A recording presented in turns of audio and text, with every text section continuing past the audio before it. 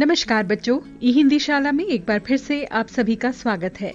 आज हम पढ़ेंगे कक्षा 6 से पाठ 17 सांस सांस में बांस। इसे लिखा है एलेक्स एम जॉर्ज ने और इसका अनुवाद किया है शशि सबलोक ने। ये एक निबंध है। बच्चों, इस पाठ में लेखक ने बांस के उपयोग के बारे में बताया है। बांस हमारे जीवन से किस प्रकार से जुड़ा हुआ है। लेखक बताते हैं, बांस का झुरमुट मुझे अमीर बना देता है। इससे मैं अपना घर बना सकता हूँ। बांस के बर्तन और औजार इस्तेमाल करता हूँ। सूखे बांस को मैं ईंधन की तरह प्रयोग करता हूँ और बांस का कोयला जलाता हूँ। बांस का अचार खाता हूँ। बांस के पालने में मेरा बचपन गुजरा। पत्नी भी तो बांस की टोकरी के जरिए पाई और फिर अंत में बांस पर लेटाकर मुझे मरघट ले जाया जाता है। तो यहाँ लेखक बताते हैं कि बचपन से लेकर जब मेरा जन्म हुआ, मैं पालने में लेटा, वो भी बांस का बना हुआ था। बड़े बड़े होते होते मैंने बांस की बहुत सारी चीजों का प्रयोग किया, जैसे बर्तन, औजार, ईंधन, यानी उसे मैंने फ्यूल की तरह भी जलाया, कोयला बनाकर, और बांस से बनने वाला अचार भी खाता हूँ। और जब मेरी मृत्यु यदि होती है तो उसी बांस के ऊपर लिटाकर मुझे शमशान घाट तक ले जाया जाता है। तो उस तरह से लेखक की जो सांस है उसमें बांस बस गया है। सांस सांस में बांस, यानी जो उत्तर पूर्वी राज्य हैं भारत के, नॉर्थ ईस्ट राज्य जैसे नागालैंड, मिजोरम, त्रिपुरा इत्यादि, वहां के लोगों के जीवन में भी बांस इसी तरह से रच बस गया है जैसे कि हमारे शरीर में सांसें बसी होती हैं। उनका जीवन बांस के आधार पर ही सबसे ज्यादा चलता है। तो आइए जानते हैं किस प्रकार से इन राज्यों के लोगों के जीवन में बांस रच बस गया है। लेखक बताते हैं, एक थे जादूगर, चंगकी चंगलनबा। अपने जीवन में उन्होंने बहुत बड़े बड़े करतब दिखाए। जब मरने को हुए तो लोगों से बोले, मुझे दफनाए जाने के छठे दिन मेरी कब्र खोदकर देखोगे तो कुछ नया सा पाओगे। कहा जाता है कि मौत के छठे दिन उनकी कब्र जब खोदी गई तो उसमें से निकले बांस की टोकरियों के बहुत सारे डिजाइन्स। लोगों ने उन्हें देखा, पहले उनकी नकल की, फिर नए डिजाइन भी बनाए। तो यहाँ लेखक बताते हैं कि बहुत समय पहले एक जादूगर थे जिनका नाम था चंगकी चंगलनबा। इन्होंने बहुत ही ज्यादा प्रसिद्धि पाई थी जादू दिखाने में। तो जब ये मरने के समय इनका आया तो उन्होंने कहा कि जब मैं मर जाऊं और मेरी कब्र को जब तुम छठे दिन खोदोगे तो उसमें से कुछ ना कुछ ऐसी चीज निकलेगी जो बिल्कुल नई होगी। बच्चों, कब्र होती है जिसमें कि मरने के बाद लोगों को दफना दिया जाता है, यानी मिट्टी के नीचे उन्हें दबा दिया जाता है। तो ऐसे में जब छठे दिन उनकी कब्र को खोदकर बाहर निकाला गया, उन्हें देखा गया, तो वहां पर बांस की बहुत सारी टोकरियां अलग अलग डिजाइन की दिखाई दी। लोगों ने पहले उन टोकरियों को देखा, फिर उनकी कॉपी की, यानी नकल कर ली, और नए नए डिजाइन भी बनाना उन्हें देखकर सीख लिया। तो इस प्रकार से कह सकते हैं कि जो जादूगर थे उन्होंने ही टोकरियों के डिजाइन दिए थे। बांस भारत के विभिन्न हिस्सों में बहुतायत में होता है, यानी बहुत ज्यादा पाया जाता है।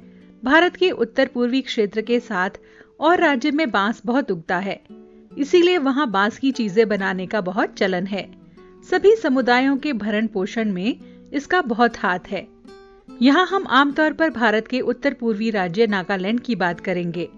नागालैंड के निवासियों में बांस की चीजें बनाने का खूब प्रचलन है। इंसान ने जब हाथ से कलात्मक चीजें बनानी शुरू की, बांस की चीजें तभी से बन रही हैं। आवश्यकता के अनुसार इसमें बदलाव हुए हैं और अब भी हो रहे हैं। तो ये बताते हैं लेखक कि भारत के बहुत सारे हिस्सों में, खास तौर पर नॉर्थ ईस्ट में, बांस बहुत ज्यादा उगता है और इससे बहुत सारी चीजें बनाई जाती हैं। खास तौर पे नागालैंड की बात वो यहाँ करते हैं कि यहाँ के निवासी बांस का बहुत ज्यादा प्रयोग करते हैं और बांस की तरह तरह की चीजें बनाते हैं। तो आगे बताते हुए कहते हैं लेखक कि बांस की चीजें तब से बन रही हैं जब से मनुष्य ने अपने हाथ से कुछ कुछ चीजें बनाना शुरू किया होगा और समय के साथ साथ इनके डिजाइन्स में बदलाव आता गया। कहते हैं, बांस की बुनाई का रिश्ता उस दौर से है जब इंसान भोजन इकट्ठा करता था, यानी वो खाने की तलाश में घूमता था। शायद भोजन इकट्ठा करने के लिए उसने ऐसी डलिया नुमा चीजें बनाई होंगी, क्या पता बया जैसी किसी चिड़िया के घोंसले से टोकरी का आकार और उसकी बुनावट की तरकीब उसकी हाथ लग गई हो। आपने बया का घोंसला देखा होगा बच्चों, वो हमेशा ऐसा घोंसला बनाती है जो देखने में बड़ा सुंदर होता है और उसकी शेप इसी टोकरी की तरह होती है जैसे कि आप ऊपर देख रहे हैं। बांस की केवल टोकरियां ही नहीं बनती, बांस की खपच्चियों से ढेर सारी चीजें बनाई जाती हैं, जैसे तरह तरह की चटाइयां, टोपियां, टोकरियां, बर्तन, बैलगाड़ियां, फर्नीचर, सजावटी सामान, जाल, मकान, पुल और खिलौने भी। तो खाली बांस टोकरियां बनाने तक सीमित नहीं रह गया, उससे बहुत सारी चीजें बनाई जाती हैं। अब खपच्चियां क्या होती हैं? खपच्चियां बांस को जब काटते हैं तो उससे पतले पतले स्ट्रिप्स काटे जाते हैं, उसे खपच्चियां कहते हैं। उससे टोपियां, टोकरियां, बैलगाड़ियां, फर्नीचर, बहुत सारी चीजें बनाई जाती हैं। असम में ऐसे ही जाल जकाई से मछलियां पकड़ते हैं लोग। छोटी मछलियों को पकड़ने के लिए उसे पानी की सतह पर रखा जाता है, यानी उसे पानी के ऊपर ऊपर रखते हैं, फिर धीरे धीरे चलाते हुए उसे बाहर खींच लिया जाता है। बांस की खपच्चियों को इस तरह बांधा जाता है कि वो शंकु का आकार ले लेती हैं। इस शंकु का ऊपरी हिस्सा अंडाकार होता है। निचले नुकीले हिस्से में खपच्चियां एक दूसरे में गुंधी हुई होती हैं। खपच्चियों से तरह तरह की टोपियां भी बनाई जाती हैं। असम के चाय बागानों के चित्रों में तुम्हें लोग ऐसी टोपियां पहने हुए दिख जाएंगे। और हाँ, उनकी पीठ पर टंगी हुई बांस की बड़ी टोकरी को देखना मत भूलना। अब बताते हैं आगे लेखक कि असम में इसी बांस से मछली पकड़ने का जाल बनाया जाता है। सोचिए कितनी अजीब बात है कि जाल भी बनाया जा सकता है। अब छोटी मछलियों को पकड़ने के लिए आपको ये चित्र में जो दिख रही है टोकरी जैसी, इस तरह का जाल बनाया जाता है और इसे पानी के ऊपर ऊपर रख दिया जाता है। मछलियां तैरते हुए इसके अंदर घुस जाती हैं और इसे ऊपर वापस खींच लिया जाता है। इसका आकार ऐसा है कि नीचे से नुकीला है और ऊपर से अंडे जैसी शेप का यानी आकार का है। खपच्चियों से टोपियां और टोकरियां बनती हैं, ये तो हम जानते ही हैं। नीचे चित्र में आप देख रहे होंगे कि यहाँ पर चाय के बागानों में, यानी जो चाय के बगीचे हैं, वहां जब पत्तियां तोड़ रही हैं जो स्त्रियां, उन्होंने टोपियां पहनी हुई हैं और पीछे टोकरियां भी लटक रही हैं। तो देखा आपने, बांस कितने काम का है। आगे लेखक बताते हैं, जुलाई से लेकर अक्टूबर घनघोर बारिश के महीने, यानी लोगों के पास बहुत सारा खाली समय, या कहो आसपास के जंगलों से बांस इकट्ठा करने का सही वक्त। आमतौर पे वे 1 से 3 साल तक की उम्र के बांस को काटते हैं। ये जो बांस है वो सख्त होते हैं और टूट जाते हैं, यानी जो इससे बड़ी उम्र का बांस होगा वो बहुत ज्यादा सख्त हो जाता है और वो जल्दी से ही टूट जाता है। बांस से शाखाएं और पत्तियां अलग कर दी जाती हैं। उसके बाद ऐसे बांसों को चुन लिया जाता है जिनमें गांठें दूर दूर होती हैं। दाव यानी चौड़े चांद जैसे फल वाले चाकू से इन्हें छीलकर खपच्चियां तैयार की जाती हैं। खपच्चियों की लंबाई पहले से ही तय कर दी जाती है। तो बांस की कटाई का सबसे अच्छा महीना कौन सा है? जुलाई से लेकर अक्टूबर तक के जो महीने हैं, जब बहुत बारिश होती है, उस समय लोगों के पास खाली समय होता है, तो वो जंगल जाकर बांस इकट्ठा करते हैं। और वो कितनी उम्र के बांस काटते हैं? जो 1 साल से लेकर 3 साल तक के होते हैं। इससे ज्यादा बड़ी उम्र में बांस सख्त हो जाते हैं और वो आसानी से ही टूट जाते हैं। उनसे चीजें बनाना बड़ा मुश्किल होता है। और जब वो चुनते हैं बांसों को, उसके बाद वो ऐसे बांस देखते हैं जिनकी गांठें, आप यहाँ चित्र में देख रहे होंगे, गांठें क्या हैं? जो बीच बीच में आपको लाइंस दिख रही हैं, जैसे गन्ने में होती हैं, उसी प्रकार की गांठें, और वो दूर दूर होनी चाहिए ताकि लंबी लंबी इसमें से खपच्चियां काटी जा सकें। अब ये जो चांद जैसे आकार का आपको एक औजार दिख रहा है, इसी चाकू से उन्हें छीला जाता है बांसों को और खपच्चियां तैयार की जाती हैं। और इनकी लंबाई पहले से ही तय होती है कि एक खपच्ची कितनी लंबी होनी चाहिए। मसलन आसन जैसी छोटी चीजें बनाने के लिए बांस को हर एक गठान से काटा जाता है, लेकिन टोकरी बनाने के लिए हो सकता है कि 2 या 3 या 4 गठानों वाली लंबी खपच्चियां काट ली जाएं, क्योंकि टोकरियां बनाने के लिए लंबी लंबी खपच्चियां चाहिए होती हैं।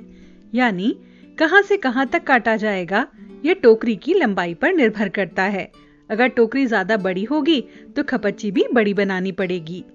आमतौर पर खपच्चियों की चौड़ाई 1 इंच से ज्यादा नहीं होती। चौड़ी खपच्चियां किसी काम की नहीं होती। इन्हें चीरकर पतली पतली खपच्चियां बनाई जाती हैं। पतली खपच्चियां लचीली होती हैं। खपच्चियां चीरना उस्तादी का काम है। हाथों की कलाकारी के बिना खपच्चियों की मोटाई बराबर बनाए रखना आसान नहीं है। इस हुनर को पाने में काफी समय लगता है। यानी बांसों को काटकर छीलकर जो पतली पतली आपको ये दिखाई दे रही हैं खपच्चियां, ये बनाना कोई आसान काम नहीं, ये भी एक कौशल है जिसे कि अभ्यास से सीखा जाता है ताकि बिल्कुल एक जैसी खपच्चियां तैयार हो सकें। और कितनी लंबी खपच्ची तैयार करनी है ये निर्भर करता है कि इनसे बनने वाला सामान कितना बड़ा या छोटा होगा। टोकरी बनाने से पहले खपच्चियों को चिकना बनाना जरूरी होता है। यहाँ फिर दाव काम आता है। खपच्चियां बाएं हाथ में होती हैं और दाव दाएं हाथ में। दाव का धारदार सिरा खपच्ची को दबाए रहता है, जबकि तर्जनी दाव के एकदम नीचे होती है। इस स्थिति में दाव बाएं हाथ से खपच्ची को बाहर की ओर खींचा जाता है। इस दौरान दायां अंगूठा दाव को अंदर की ओर दबाता है और दाव खपच्ची पर दबाव बनाते हुए घिसाई करता है। आप यहाँ चित्र में देख रहे होंगे ये जो पुरुष है किस प्रकार से उंगलियों से दबाकर खपच्ची को घिस रहा है। तो इस प्रकार से वो घिसकर इसे बिल्कुल चिकना बना देते हैं। ये भी बहुत कला का काम होता है। जब एक खपच्ची बिल्कुल चिकनी नहीं हो जाती है, ये प्रक्रिया तब तक दोहराई जाती है। यानी बिल्कुल जब तक वो स्मूथ नहीं हो जाती तब तक यही काम बार बार किया जाता है। इसके बाद होती है खपच्चियों की रंगाई। इसके लिए ज्यादातर गुड़हल, इमली की पत्तियों आदि का प्रयोग किया जाता है। काले रंग के लिए उन्हें आम की छाल में लपेटकर कुछ दिनों के लिए मिट्टी में दबाकर रखा जाता है। बांस की बुनाई वैसे ही होती है जैसे कोई और बुनाई। पहले खपच्चियों को चित्र में दिखाए गए तरीके से आड़ा तिरछा करके रखा जाता है। फिर बाने को बारी बारी से ताने के ऊपर नीचे किया जाता है। इससे चेक जैसा डिजाइन बन जाता है, पलंग की निवाड़ की बुनाई की तरह। अब यहाँ आप देख रहे होंगे ऊपर के चित्र में खपच्चियों को रंगा जा रहा है। रंगने के लिए जो प्राकृतिक चीजें हैं उन्हीं का प्रयोग किया जाता है, जैसे गुड़हल का पेड़ है उसकी पत्तियां, इमली की पत्तियां, और अगर काला रंग करना हो तो आम के पेड़ की जो छाल होती है यानी उसकी स्किन होती है, बार्क, उसमें उन्हें लपेटकर मिट्टी में दबाकर रखा जाता है। और इन खपच्चियों से बुनाई कैसी होती है? बिल्कुल वैसे ही जैसे किसी और बुनाई को किया जाता है। कपड़े में भी ताना बाना प्रयोग होता है बुनने में, उसी प्रकार से जो चारपाई है उसकी बुनाई भी ताना और बाना, यानी एक ऊपर रहता है सिरा और एक उसके नीचे से दबकर आता है, जैसा कि आप यहाँ चित्र में देख रहे हैं। इसी तरह से एक ऊपर एक नीचे करके ताना बाना बुनकर इनकी भी बुनाई की जाती है।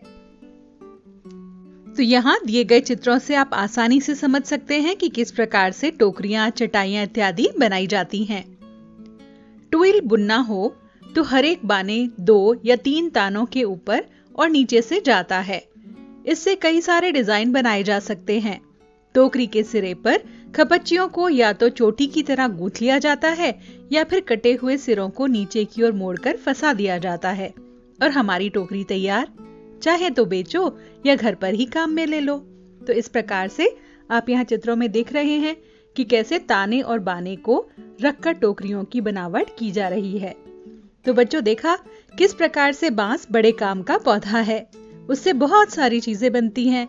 हमें आशा है कि पाठ आपको समझ आ गया होगा। यदि वीडियो पसंद आया है तो लाइक, शेयर और सब्सक्राइब करना मत भूलिएगा। इसी पाठ के शब्दार्थ, MCQ तथा प्रश्नोत्तर के साथ शीघ्र ही आपसे फिर से मिलेंगे। तब तक के लिए आपसे विदा चाहते हैं। विदा।